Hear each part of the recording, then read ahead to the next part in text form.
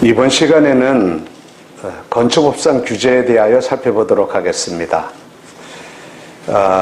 건축법에서 규제하고자 하는 것은 국토개법에서 규제하는 것과 조금 다릅니다. 살펴보면 이런 겁니다. 국토개법은 그 대상을 국토 전반을 대상으로 합니다. 국토 전반에 합리적인 이용을 어떻게 할 것인가, 이를 규율하고자 하는 것이 국토개법입니다. 반면에 건축법은 개별 필지를 대상으로 하여 그 개발 필지에서 건축물을 건축하고자 할 때에 건축물의 건축으로부터 발생하는 위험을 방지하기 위하여 규제하고자 하는 것이 바로 건축법입니다. 건축물을 함부로 건축하게 되면 건축물로부터 일정한 위험이 발생할 수도 있죠. 함부로 내부벽을 철거하거나 하게 되면 전에 있었던 것처럼 백화점이 무너지거나 이래서 많은 사람들의 사상자가 발생할 수 있을 것 아닙니까? 얼마 전에는 지붕이 이게 눈의 무게를 견디지 못하여 지붕이 무너져서 많은 사상자가 발생하기도 했지 않습니까? 또 화재로 인하여 많은 사상자가 생기기도 했지 않습니까? 건축물의 건축을 함부로 하게 되면, 규제하지 않으면 건축물로부터 발생하는 일정한 위험이 발생할 수 있다는 얘기입니다. 그 위험을 방지하기 위한 것이 바로 건축법입니다. 따라서 대상과 목적이 다르죠.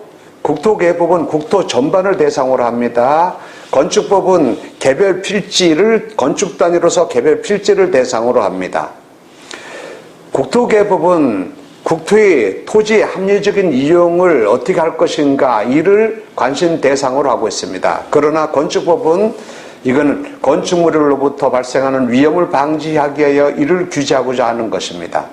그런데 우리는 투자자 입장에서는 이 두 가지 다를 알아야 되는 것이 왜 그러냐 하면은, 국토개법에서 정하고 있다라고 하는 것은 이것을 맥시멈을 얘기하는 것입니다. 따라서 굳이 비유로 말씀드리면, 국토개법은 이건 숲을 보는 원리다라고 한다면 건축법은 개별 나무를 보는 것이다 라는 얘기입니다. 예컨대 여기가 만약에 제1종 일반 주거지역이고 제1종 일반 주거지역 내에 여기 개별 필지가 있다라고 합시다. 그러면 국토개법에서는 제1종 일반 주거지역에서는 어떠한 용도의 건물을 거기 어떤 형태로 지을 수 있다라고 하는 것을 규제하고 있죠. 그런데 그렇다고 하더라도 이 제1종 일반 주거지역이다라고 해서 이 지역 내에 있는 모든 토지가 다 그런 특정한 용도의 건물을 일정한 크기로 다 지을 수 있다는 얘기냐? 그렇지는 않습니다. 국토개법에서 정하고 있는 것은 맥시멈입니다. 이 안에 있는 토지들이, 개별 필지들이 할 수 있는 맥시멈이 여기까지다라는 얘기지, 여기는 모든 개별 필지가 다 거기까지 할 수 있다라고 하는 것은 아닙니다.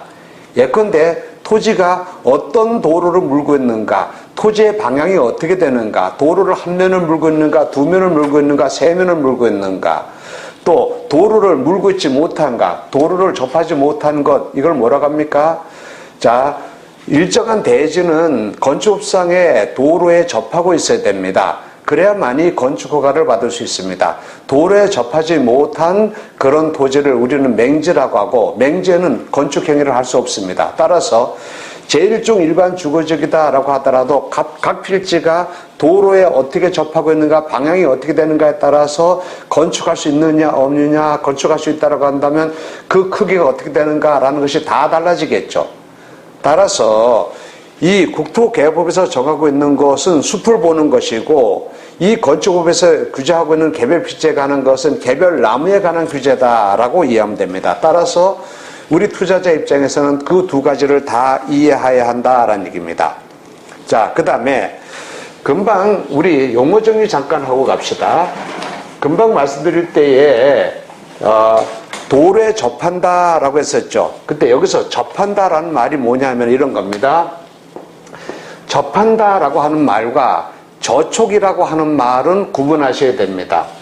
여기서 필지가 이렇게 있을 때에 도로가 이렇게 되어 있습니다. 그러면 도로에 이거는 접한다라고 합니다. 도로에 접촉된다라고 합니다.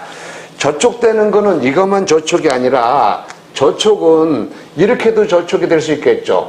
땅이 이렇게 했는데 도로가 이렇게 되어서 토지의 대부분이 이것이 도로에 저촉될 수도 있겠죠.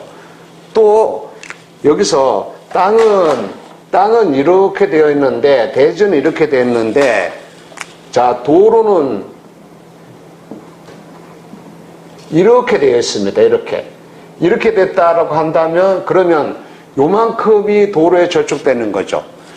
도로에 저촉되는 부분이 이런 정도로 저촉된다라고 한다면 전부가 또는 대부분이 도로에 편입된다는 얘기 아닙니까? 이런 부분은 뭡니까? 일부가 도로에 저촉되는 거죠. 이런 것은 나중에 도로가 개설되게 되면 이거는 도로에 접하는 면에 이렇게 있게 되고 오히려 좋아지겠죠. 저촉이라고 하는 말은 그런 얘기입니다. 그 다음에 도로에 접한다라고 하는 말은 뭐냐면 이런 거예요. 지금 자 여기서 길이 이렇게 했을 때에 이렇게 하는 것, 이게 도로에 접하는 것이죠. 도로에 접하는 것이 넓은 면이 도로에 접하는 것을 가장형이라고 했었죠. 근데 도로가 이렇게 했는데 도로에 접하는 것이 이렇게 접합니다. 이런 것은 세장형이라고 했었죠.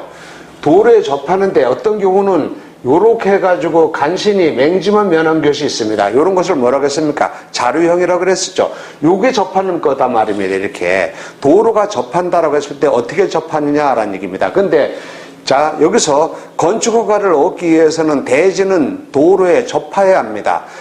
자 일정한 도로에 건축업상의 도로에 적어도 2m 이상 접해야 합니다. 따라서 이게 만약에 자룡 토지다라고 한다면 접하는 요 부분이 요게 얼마나 된다고 요게 최소한 2m는 돼야지 이게 건축허가를 받을 수 있다 이 말입니다. 접한다는 말이 그런 얘기입니다. 저촉이라는 말과 접한다라고 하는 말이 수시로 이런 나타나니까 그 의미가 뭐다라는 것은 이해해 주시기 바랍니다. 그 다음에 건축물을 건축하는 행위를 규제하는 것이 건축법상의 규제다라고 했습니다. 그럼 여기서 건축물이다라고 하는 것은 뭐고 건축행위라고 하는 것은 뭔가라는 것을 살펴봐야 되겠죠. 여기서 말하는 건축물이라고 하는 것은 건축물은 토지에 정착된 공작물 중에서 토지에 정착된 고정된 움직이지 못하는 정착된 공작물 중에서 지붕과 기둥 또는 벽이 있는 것, 요것을 건축물이라고 하고 건축물에 해당된다라고 한다면 건축물의 건축은 허가를 얻어야 하도록 하고 있습니다. 그러면 여기서 건축법에서 얘기하는 건축물이라는 개념은 우리가 사법상의 개념인 토지와 별개의 부동산으로서 토지에 정착된 것으로 별개의 부동산인 건물이라고 하는 개념과는 구분하셔야 됩니다. 건물이라는 개념은 사법상의 개념이고 건축물이라고 하는 것은 공법상의 개념입니다. 우리는 대륙법계에 속하고 있는데 대륙법계의 특징이 뭐냐면은 사법관계와 공법관계를 엄격하게 구분합니다. 그래서 사법관계라고 하는 것은 뭐냐면은 사인과 사인 사이의 관계예요. 만약에 갑과 을 두 사람 사이에 이 건물을 사고 판다라고 했을 때 이건 뭡니까? 이거는 사법관계죠? 수평관계, 대등관계란 말입니다. 그런데 공법관계는 뭐냐면요.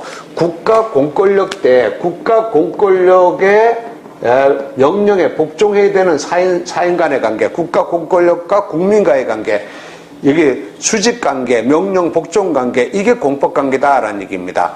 건축물을 건축하고자 할 때는 허가를 얻어야 된다. 허가를 얻지 않고 하게 되는 경우 위법행위로서 일정한 제재를 당할 수 있다. 이거 뭡니까? 공법관계죠. 건축법은 공법관계란 말입니다. 이거를 건물에 대하여 이것을 사고 판다 했을 때 이 건물은 이거는 사법상의 개념이다라는 얘기입니다. 건물과 건축물은 또 달라지게 되는 것이 건물로 되기 위해서는 토지와 별개의 부동산으로서 건물로 되기 위해서는 외기 차단성 요건을 갖춰야 됩니다. 외기 차단성이라고 하는 것은 바깥에 차가운 공기를 차단해서 막을 수 있는 구조를 갖춰야 된다는 얘기입니다. 그래서 여기는요, 필수적인 요소가 지붕이 있어야 되고, 그 다음에 기둥이 있어야 되고, 또 벽이 있어야 됩니다. 이 세 가지 요소를 다 갖추고 있어야 비로소 건물입니다. 건축물은 지붕은 필수적으로 있어야 되고 기둥 또는 벽이 있으면 됩니다. 이 세 가지 요건을 다 갖출 필요가 없습니다. 따라서 우리가 일반적으로 말하는 단독주택, 아파트, 연립주택 이런 건 뭡니까? 이런 거는 건물이면서 동시에 건축물입니다. 그러나 이런 거예요. 파고라 형태로 지어진 것이 있다라고 합시다. 지붕이 이렇게 있고 기둥만 이렇게 있습니다. 이렇게 원두막처럼. 이런 건 뭡니까? 이런 거는 지붕과 기둥만 있고 벽은 없죠? 따라서 이건 건물이 아닙니다. 벽이 없으므로 건물이 아닙니다. 그러나 이거는 건축물입니다. 왜 이것도 건축물로 규제하는가라고 하면은 파고라 형태로 지붕과 기둥만 있다라고 하더라도 이것을 부실하게 진다라고 한다면 이것이 붕괴되거나 이렇게 됐을 때 위험이 발생할 수 있는 거죠. 그래서 그런 것도 건축물이라고 보고 규제하겠다 이 말입니다. 건축물이라고 하는 개념과 건물이라는 개념은 다르다는 얘기입니다. 그런데 공통분모가 있죠. 공통분모가 뭐예요? 지붕이 필수적 요소 아닙니까? 지붕이 있어야 건물이고 건축물이라고. 지붕이 없다라고 한다면 건물도 아니고 건축물도 아닙니다. 그래서 때로는 말이에요. 보게 되면 여기서 상가 건물 등이 있을 때 여기다가 벽체도 있는데 지붕이 이렇게 해가지고 이것을 해가지고 개폐식으로 만들어 놓은 경우가 있습니다. 이거를 스위치를 놓으면 아니면 손으로 돌리면 지붕이 이렇게 둘둘둘 말려서 접힙니다. 그리고 하늘이 보입니다. 그리고 비가 오고 하게 되면 이렇게 하게 되면 다시 지붕이 이렇게 만들어집니다. 이런 것들은 뭡니까? 이건 개폐식으로 된 건 이거는 지붕이 아니죠. 이거 건물이다라고 규제하게 되면 지붕 아닙니다라고 하게 되면 여기 아무것도 없지 않습니까? 이게 공법상의 규제 등을 이걸 회피하기 위하여 그런 개폐식으로 만든다라는 얘기입니다. 자, 어쨌든 건축물과 건물은 다른 개념이다라고 하는 것을 이해해 주시기 바랍니다. 그 다음에 건축물의 건축행위다라고 했는데 건축행위는 건축물을 건축하는 행위는 크게 5가지가 있습니다.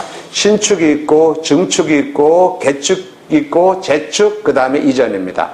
신축은 여러분 잘 아시죠? 신축은 뭐예요? 건축물이 없는 대지에다가 건물을 새롭게 지었을 때 이것을 신축이다라고 합니다. 증축이라고 하는 것은 기존의 건축물을 전제라는 개념입니다. 기존의 건축물의 층수를 높이거나 면적을 넓히거나 부피를 늘리거나 이렇게 했을 때, 늘어났을 때 이거를 증축이다라고 얘기합니다. 개축은 종전의 건물을 철거하고 종전과 동일한 규모로 다시 거기다 졌을 때 이것을 개축이다라고 하고, 재축은 종전의 건물이 여기서 천재지변 또는 재해로 인하여 멸실되고 난 다음에 이것이 그 대지에다가 종전과 동일한 규모로 다시 졌을 때 이것을 재축이다라고 얘기합니다. 개축은 뭐고 재축은 뭔가? 차이점이 뭡니까? 개축은 뭐예요? 개축은 철거하고 거기다 동일한 규모로 다시 짓는 것이고요. 재축은 뭡니까? 재축은 자연재해 등으로 천재지변이나 재해 등으로 멸실되고 난 다음에 거기다가 종전과 동일한 규모로 짓는 거죠. 따라서 차이점이 멸실시키고 다시 지은 것인가, 멸실되고 나서 다시 지은 것인가에 따라서 개축과 재축이 달라지겠죠. 자, 그러면 이런 건 어떻습니까? 여기다가 이 대지 위에 있는 건물을 철거하고 종전과 동일한 규모로 지은 것이 아니라 종전보다 더 크게 졌습니다. 그럼 이거는 뭡니까? 종전에 있던 건물을 철거하고 그 대지 위에 그거보다 더 크게 다시 졌단 말입니다. 종전과 동일한 규모로 지으면은 개축인데, 자, 종전보다 더 크게 졌습니다. 그건 뭡니까? 증축입니까? 아니죠. 증축은 뭐예요? 증축은 기존의 건물을 전제로, 기존의 건물이 존재하는 것을 전제로 층수나 면적 등이 늘어나는 것이 증축이죠. 따라서 종전과 동일한 규모가 아니라 종전보다 더 크게 졌다라고 한다면 이건 뭐예요? 신축이죠. 마찬가지로 재축도 마찬가지죠. 종전과 동일한 규모로 졌다라고 한다면 재축이지만 종전보다 더 크게 졌다라고 한다면 신축으로 가겠죠. 자, 이전이다라고 하는 것은 건축물의 이전도 이것도 건축행위로 보는데 이유는 이런 겁니다. 자, 여기서 이 필지 위에 건축물이 만약에 여기 있다라고 합시다. 그러면 이 건축물로부터 발생하는 위험은 이 건축물이 존재하는 이 부분을 중심으로 위험이 발생하겠죠. 근데 건축물이 동일 필지 내에서 이렇게 해가지고 이전되었습니다. 일로 이전되었습니다. 그러면 건축물로부터 나타나는 위험은 이전된 여기를 중심으로 해가지고 위험이 발생하겠죠. 그래서 건축물의 이전도 이것도 건축행위로 본다라는 얘기입니다. 여기서 신축이다, 증축이다, 개축이다, 재축이다 라고 하는 것을 용어를 정확하게 알아야 되는 이유가 이렇게 나타납니다. 자, 보세요. 여기는 만약에 개발제한구역에서 건축할 수 있는 것 이렇게 가지고 여기서 개발제한구역에서는 자, 어떤 일정한 용도의 건물의 신축이 가능하다 이렇게 하고 있습니다. 또 어떤 데서는 자, 신축과 개축은 가능한데 재축은 불가능하다라는 식으로 자, 신축과 자, 개축은 가능한 신축과 개축이 허용된다 이렇게 하고 있습니다. 예컨대 수변구역입니다. 여기서 홍수가 발생할 수 있는 위험구역이다. 만약 이렇게 된다고 한다면, 그러면 이런 쪽에서 여기서 재축은 금지된다라고 한다면, 그럼 여기는 재축이란 얘기는 이건 홍수 등으로 인하여 위험이 발생했다는 얘기 아닙니까? 그럼 이런 쪽에다가 재축하는 건 안 되겠죠. 그래서 여기서 뭐뭐가 가능하다. 때로는 신축과 증축만 가능하다. 또는 신축과 개축, 증축만 가능하다. 뭐 이런 식으로 법에서 규율하고 있다는 얘기입니다. 그래서 신축이 뭐고 재축이 뭐고 증축이 뭐고 이런 개념들을 정확하게 이해하는 것이 필요합니다. 그 다음 건축 허가를 받기 위해서는 아까도 얘기한 것처럼 국토개법에서 정하고 있는 요건을 다 충족시켜야 됩니다. 만약에 보세요. 내가 여기다 건물 짓고자 한다라고 한다면 여기에 용도 지역에서 허용하는 건축 행위가 아닌가? 건축물의 용도가 국토개법에서 정하는 용도 지역에서 허용하는 건축물의 용도인가? 그리고 그 크기가 건폐구역 용적률의 범위 내인가 아닌가? 이런 것을 따져서 건축이 가능한지 불가능한지가 결정될 겁니다. 이것만 가지고 가능한 것이 아니라 다시 건축법에서 정하고 있는 요건들을 또 충족해야 한다라는 얘기입니다. 따라서 자, 여기서 숲을 규율하는 원리, 국토개법에서 정하고 있는 요건을 모두 갖춰야 되고, 건축법에서 정하고 있는 개별 필지에 관한 요건도 갖춰야 되고, 두 요건을 다 갖춰야만이 건축허가를 받을 수 있다라는 얘기입니다. 건축허가 요건은 수많은 요건들이 있습니다만은, 그러나 여기서 건축 설계, 시공, 감리 뭐 이런 부분에 대한 구체적인 건축 행위와 관계된 것 이런 것들은 우리 투자자하고는 직접적인 관련이 없는 것이기 때문에 직접적으로 관련이 있는 부분에 대해서만 간단하게 살펴보도록 하겠습니다. 자, 먼저 건축물을 건축하고자 하려면은 건축물을 건축할 수 있는 부지가 있어야 되겠죠.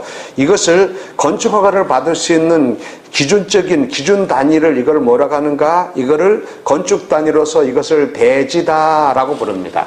대지라고 하는 말은 금방 건축물이라고 하는 것과 건물은 다른 개념이라 그랬었죠? 마찬가지로 대지라고 하는 개념과 지목 대는 구분되는 겁니다. 대는 뭐예요? 지목으로서 대죠?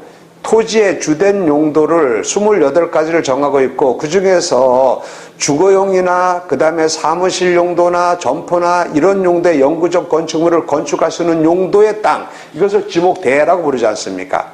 지목대와 대지는 다른 개념입니다. 대지라고 하는 개념은 건축업상의 개념으로서 건축물을 전제라는 개념입니다. 자, 예를 볼까요?